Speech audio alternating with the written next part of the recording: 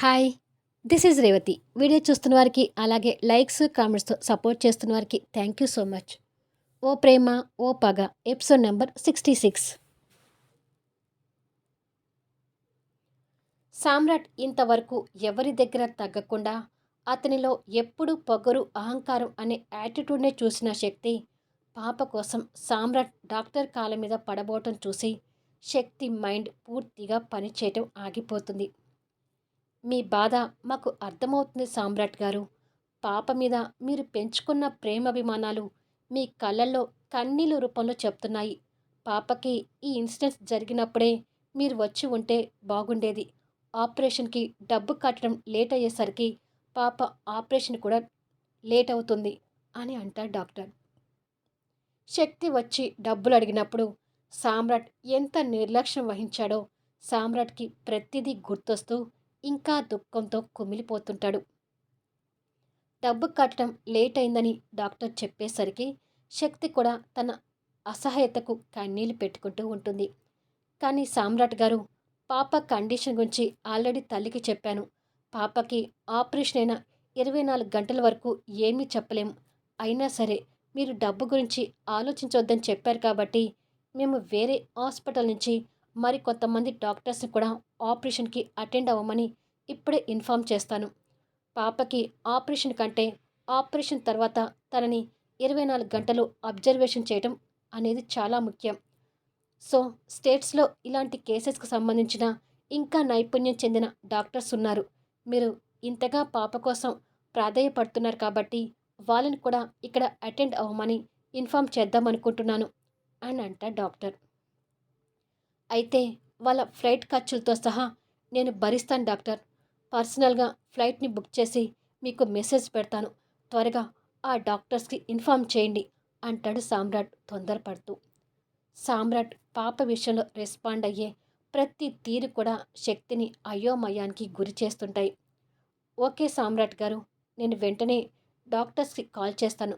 But time గడిచే కొద్దీ ఆపరేషన్కి లేట్ అవుతుంది. ప్లీజ్ మేము పాపని వెంటనే ఆపరేషన్ థియేటర్లోకి తీసుకెళ్ళాలి అంటాడు డాక్టర్. సామ్రాట్ కన్నీళ్ళు పెట్టుకుంటూ పాప దగ్గరికి వచ్చి స్పృహలో లేని పాపని కన్నీళ్ళు పెట్టుకుంటూ చూస్తూ తన తల మీద చెయ్యి పెట్టి ప్రేమగా నిమురుతూ ఆప్యాయంగా పాప నుదుటిన ముద్దు పెట్టుకొని త్వరగా తీసుకెళ్ళండి డాక్టర్ అని అంటాడు. సిస్టర్స్ తొందరగా పాపని ఆపరేషన్ థియేటర్లోకి షిఫ్ట్ చేయండి అని నర్స్కు చెప్పి వేరే డాక్టర్స్కి ఫోన్ చేస్తూ, హలో సార్, ఇక్కడ ఒక పాపకు మేజర్ ఆపరేషన్ జరుగుతుంది. ఫీజు గురించి ఆలోచించకండి. మీరు త్వరగా వచ్చి ఆపరేషన్కి అటెండ్ అవ్వండి అని చెప్పుకుంటూ ఆ డాక్టర్ వెళ్ళిపోతాడు. ఓకే డాక్టర్, ఇప్పుడే వచ్చి జాయిన్ అవుతాం అని అటు నుంచి మాటలు వినిపిస్తుంటాయి. సిస్టర్స్ పింకీకి పెట్టిన మిషన్స్ తీసి పాపని తీసుకెళ్తుంటే శక్తి గుండె పగులుతూ పింకీ అంటూ తన వెనక వెళ్ళబోతుంటుంది. ప్లీజ్ మీరు ఇక్కడే వెయిట్ చేయండి అంటారు నర్సులు. పింకీని తీసుకెళ్తుంటే శక్తి కన్నీళ్లు పెట్టుకుంటూ పాపకు ఏమవుతుందనే భయంతో చూస్తూ ఉండిపోతుంది. సామ్రాట్ కూడా కన్నీరు మున్నీరుగా విలిపిస్తూ తీసుకెళ్తున్న పాప వైపు బాధగా చూస్తుండిపోతాడు. పాపని ఎదురుగా ఉన్న ఆపరేషన్ థియేటర్లోకి తీసుకువెళ్ళి డోర్ క్లోజ్ చేయటం సామ్రాట్కి శక్తికి కనిపిస్తూ ఉంటుంది.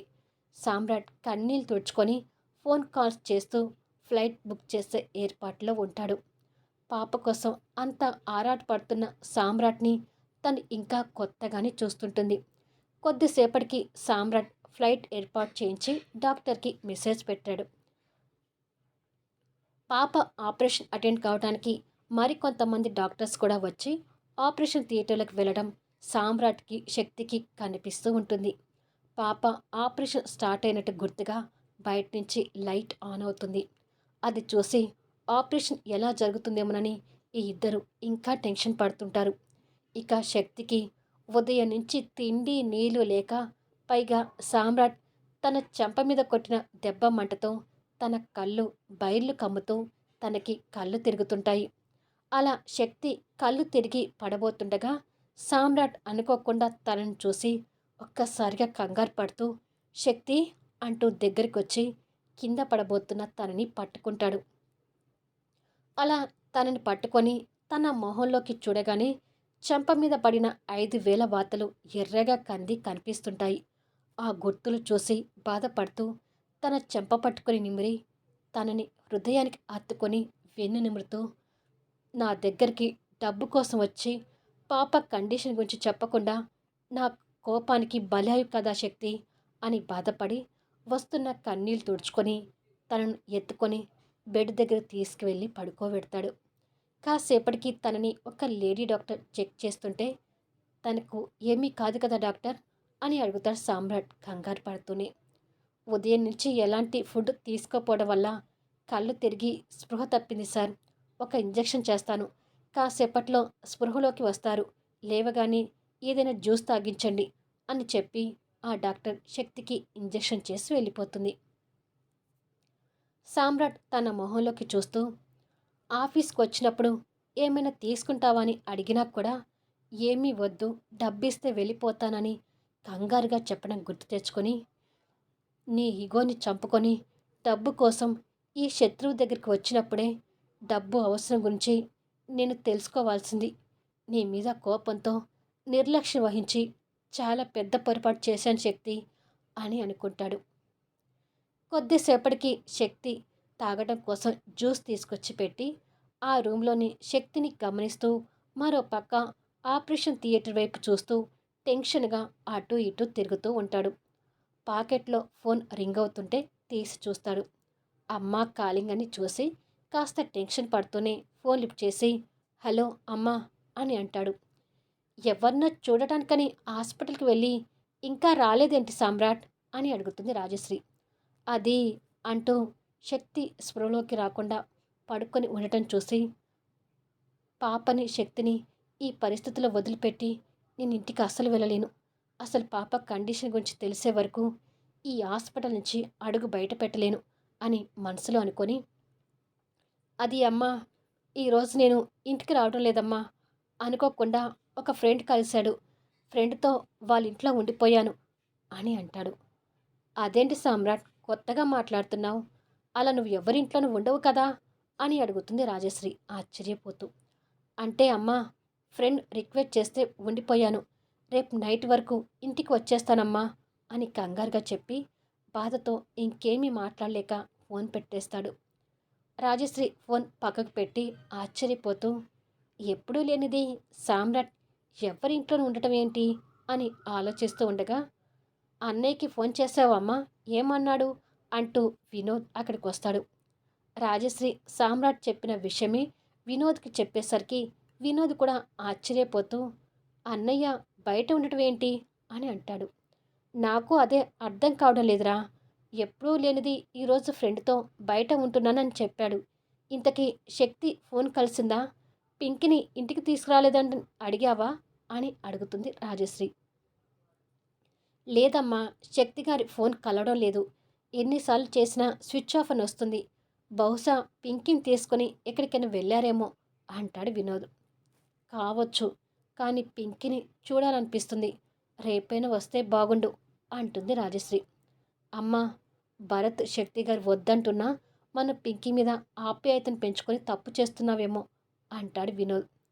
మనమేమి పాప మీద కావాలని ఆప్యాయతను పెంచుకోవడం లేదు కదా వినోద్. పింకీని తలుచుకుంటే తెలియకుండానే తన మనసుకు దగ్గరవుతున్నాం అని బాధపడుతూ చెప్తుంది.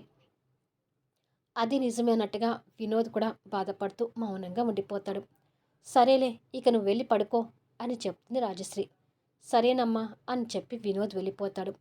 రాజశ్రీ కూడా పడుకోవడానికి బెడ్రూమ్లోకి వచ్చి, సామ్రాట్ ఏదో కంగారుగా మాట్లాడాడేంటి, ఏమై ఉంటుంది అనే ఆలోచనతోనే పడుకుంటుంది.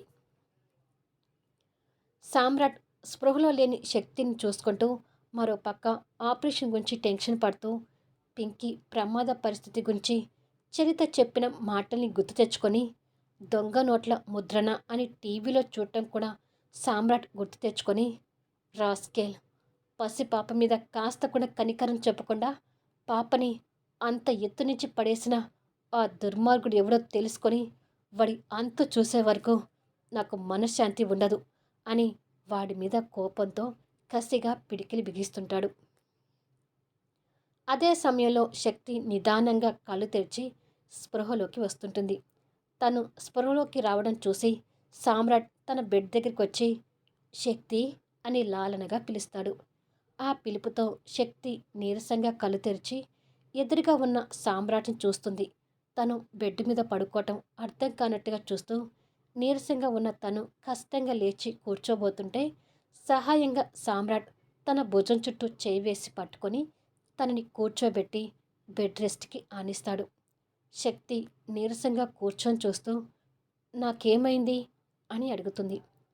ఉదయం నుంచి తిండి నీళ్లు లేకుండా మానసికంగా కృంగిపోయి స్పృహ కోల్పోయావు శక్తి.